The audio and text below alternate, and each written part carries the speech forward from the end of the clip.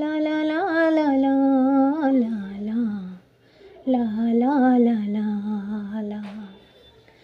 চিরদিনই আধারে কেটে গেল এ জীবন, কেউ তো প্রদীপ হাতে চাইতে আসেনি।